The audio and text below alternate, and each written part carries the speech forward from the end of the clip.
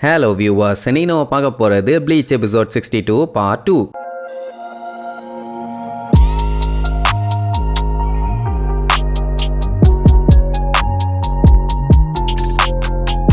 Open பண்ணா போன பார்ட்ல திடீர்னு நம்ம ஆளுகெல்லாம் ஹெல்ப்புக்கு வந்துட்டாங்கல்ல. அது மட்டும் இல்லாம ஐசனையும் லாக் பண்ணிட்டாங்க. இதை பார்த்துக்கிட்டு இருந்த இச்சிமாரு பரவாயில்ல, எல்லாம் பட்டுன்னு வந்துட்டாங்க. இப்போ நான் என்ன பண்றது?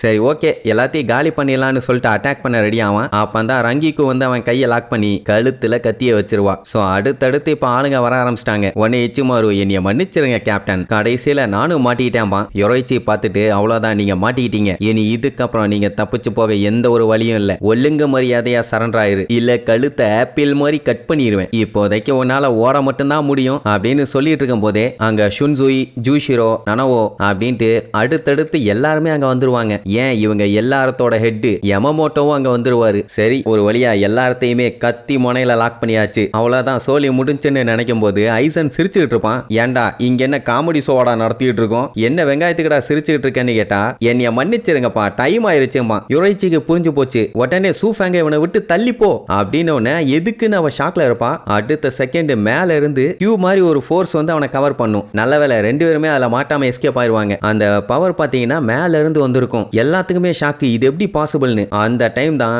மேல இருக்க மேகத்தை பொலந்துகிட்டு மெனோஸ் கிராண்டே அப்படிங்கிற ஹாலோ அப்படியே எட்டி பார்க்கும். எல்லாத்துக்கும் தூக்கி வாரி போடும். ஏகப்பட்ட தலை வெளியில வருமா. கிலியன்ஸ்பாங்க. அப்படின்னா ரொம்ப பயங்கரமான ஹாலோஸ் எல்லாம் கிடையாது, ஆனா பெரிய சைஸ்ல இருக்குங்க. மெனோஸ்லயே இதுங்க தான் வீக்கஸ்ட் ஹாலோஸுங்க. ஆனா என்ன, இதுங்களை அடியாளுகளா யூஸ் பண்ணிக்குவாங்க. அது கீழே இறங்கி வராது, மேல இருந்துகிட்டே அதுங்களோட பவர்ஸை யூஸ் பண்ணி இவங்க 3 பேர்த்த மட்டும் அப்படியே செப்பரேட் பண்ணி லாக் பண்ணும். சோ யாருமே நெருங்க முடியாதா. உன்னை இச்சிமாரு ரங்கிக்கு கிட்ட கிண்டல் பண்ணுவான். உங்ககிட்ட நான் கொஞ்ச நேரம் மாட்டிக்கிட்டேன், எனக்கு அதுல எந்த ஒரு கவலையும் இல்ல, நான் இங்க இருந்து கிளம்புறேன் ரங்கிக்கு, அண்ட் என்னைய மன்னிச்சிருன்னு வேற சொல்லுவான். உடனே அவனை விடக்கூடாதுன்னு அட்டாக் பண்ண ட்ரை பண்ணுவாங்க. ஆனா யமமோட்டோ வேண்டான்னு இருவாரு. ஏன்னா அந்த கியூப் மாதிரி ஒரு லைட் அடிக்குது இல்ல, அந்த லைட் பேரு நெகஷியனும்பாங்க. மெனோஸுங்க அதுங்களோட ஃபெலோ ஹாலோஸை காப்பாத்துறதுக்காக இதை யூஸ் பண்ணுங்க. ஒரு டைம் அதை யூஸ் பண்ணி பர்டிகுலர் ஆளை இல்ல இடத்தை லாக் பண்ணிட்டாங்கன்னா யாராலையுமே அதை பெனிட்ரேட் பண்ணிட்டு எல்லாம் உள்ள போக முடியாது, அவங்களாலையும் வெளியில வர முடியாது. சொல்ல போனா அது ஒரு ஐசோலேட்டட் உலகம் மாதிரி ஆயிரும். மெனோஸ் கூட சண்டை போட்ட எல்லாத்துக்குமே அதை பத்தி நல்லாவே தெரியும். அதனால தான் கேப்டன்ஸுங்க எல்லாருமே வேடிக்கை மட்டும் பார்த்துட்டு இருப்பானுங்க, எதுவுமே பண்ண மாட்டானுங்க. அந்த லைட்டு இவனுங்க மேல எப்ப பட்டுச்சோ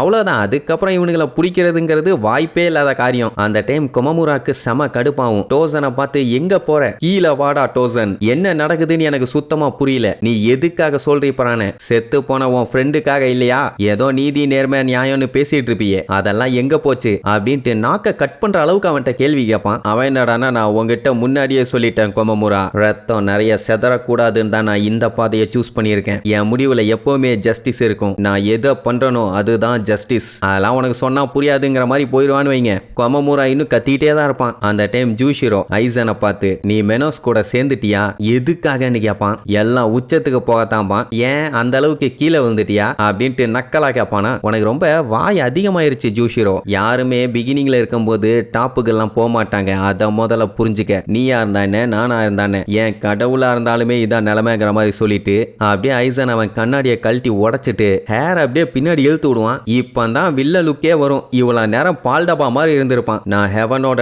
டாப்புக்கே போறேன், போயிட்டு வரேன் சோல் ரீப்பர்ஸ், என் வேலை முடிஞ்சது அப்படின்ட்டு இச்சிகோ கிட்ட தனியா சொல்லுவான். போயிட்டு வரேன்னு நம்ம பையன் ஏதோ பள்ளி செவுத்துல ஓட்டிட்டு இருக்க மாதிரி கீழே பட்டு கிடப்பான். ஒரு ஹியூமனா இருந்து இந்த அளவுக்கு நீ போராடி இருக்கியன்னு பாராட்டிட்டு வேற போவான். சோ அந்த ஹாலோவோட ஓப்பனிங் குள்ள போன உடனே டப்புன்னு முடி எல்லாம் மறைஞ்சிரும். அப்புறம் என்ன, பஞ்சாயத்து ஓவர், ரூக்கியாவை காப்பாற்றணுங்கிறது நம்மளோட டாஸ்க், எப்படியோ அதை பண்ணிட்டான். நேரமும் அவனுக்கு கரெக்டா வேலை செஞ்சிருக்குது. சரி, நீ அடிபட்டு மிதிப்பட்டு கடிப்பட்டவங்க எல்லாம் இருக்காங்கல்ல, அவங்க எல்லாத்துக்கும் அறக்க பறக்க ட்ரீட்மெண்ட் போயிட்டு இருக்கும். கொமமுராலாம் எனக்கு வேண்டாம், மத்தவங்கள பாருங்க நீருவான். இதுல இன்னொரு நல்ல விஷயம் என்னன்னா, நம்ம ஆளுகளுக்குமே ட்ரீட்மெண்ட் கொடுக்க சொல்லுவாங்க. ஏன் எதுக்குன்னு கேட்டா, அவங்க நம்ம சோல் சொசைட்டியவே காப்பாத்தி இருக்காங்க, அதனால ஹெல்ப் பண்ணுங்கன்னு சொல்லிடுவாங்க. இச்சிகோக்கு பஞ்சாயத்து இல்ல, நம்ம ஒருகிமே அவனை சரி பண்ணிடுவா. என்ன அவ பண்றதை பார்த்துட்டு மிரண்டு போயிடுவாங்க, யாரா இவன்னு. அந்த டைம் தான் கரெக்டா ஸ்டிங் ரேல கேப்டன் உனஹனா வருவா. எல்லா பஞ்சாயத்தும் முடிஞ்சதுக்கு அப்புறம் வராயா. சரி, ஹிட்சுகாயாவுக்கும் இனோமாரிக்கும் என்னாச்சுன்னு கேட்டா, ஒரு பஞ்சாயத்து இல்ல, இனிமேட்டு எல்லாமே அவங்க கையில தான் இருக்குது, இசனே ட்ரீட்மெண்ட் கொடுத்துட்டு இருக்கா, இனி வேற யாருக்கெல்லாம் ட்ரீட்மெண்ட் தேவை அப்படின்னு கேட்டா,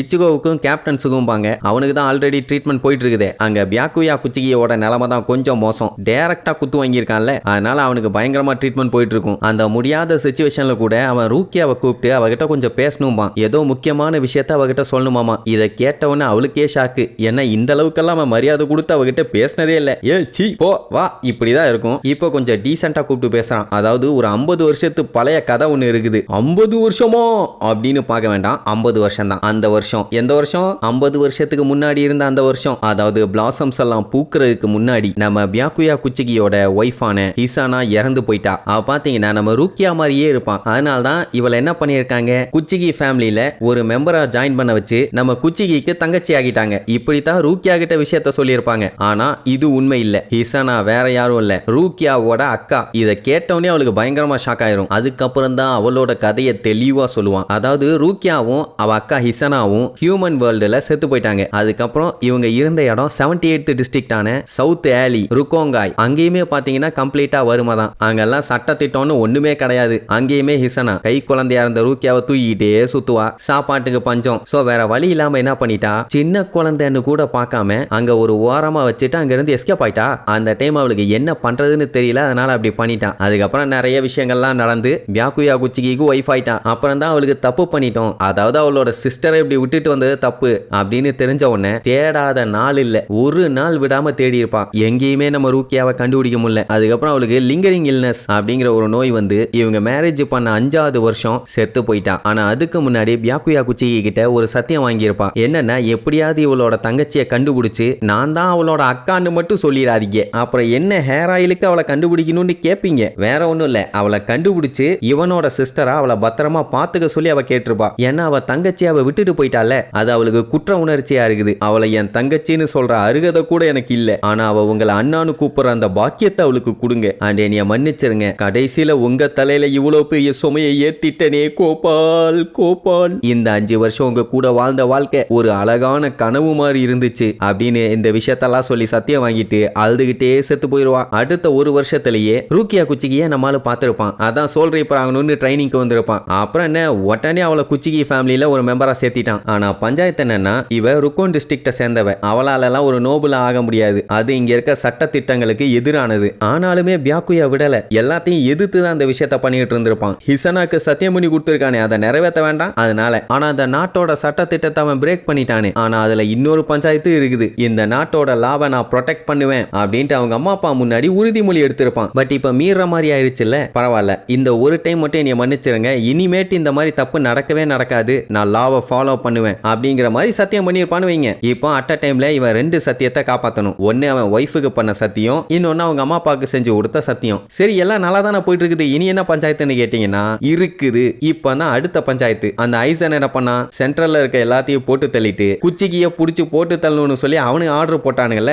அப்படின்னா லா படி ரூக்கியா குச்சிகிய புடிச்சு மரண தண்டனை கொடுக்கணும். இப்போ என்ன பண்றது, மறுபடியும் சட்டத்தை எதிர்த்து அவளை காப்பாத்துறதா இல்ல ஹிசனாக்கு சத்தியம் பண்ணி கொடுத்தானே அதை காப்பாத்துறதா, அவனுக்கு என்ன பண்றதுனே தெரியல. அதனால தான் வேற வழி இல்லாம இந்த நாட்டோட சட்ட திட்டம் தான் ரொம்ப முக்கியம், அதை ஃபாலோ பண்ணணும் அப்படின்னு முடிவு பண்ணி தான் ரூக்கியா சாகட்டும்னு விட்டுட்டான். பட் நம்ம இச்சிவோ கூட சண்டை போட்டப்போ அவன் என்ன சொன்னான், நான் உன் இடத்துல இருந்தேன்னா இந்த சட்ட திட்டத்தை எதிர்த்து சண்டை போட்டிருப்பேன்னு சொன்னான்ல, அதுதான் பியாக்குயாக்கு ஒரு நம்பிக்கையை கொடுத்துச்சு. சரி, எதுவோ அது சட்டமா இருந்தாலும் சரி அதை எதிர்த்து சண்டை போடணும்னு. அதுக்கு இச்சிகோக்கு ரொம்ப ரொம்ப தேங்க்ஸ்னு வேற சொல்லுவான். அதுக்கப்புறம் ரூக்கியா கையை பிடிச்சி என்னைய மன்னிச்சிருன்னு வேற ஃபீல் பண்ணுவான். ஆக மொத்தத்துல சண்டை மண்டைன்னு உடைய வேண்டிய இடத்துல இப்படி சென்டிமெண்டா முடிச்சு தொலைஞ்சிட்டானுங்க. சரி, இனி இதுக்கப்புறம் என்னென்னலாம் பஞ்சாயத்து கிளம்ப போகுதுன்னு அடுத்தடுத்த எபிசோட்ல பார்க்கலாம். டாடா.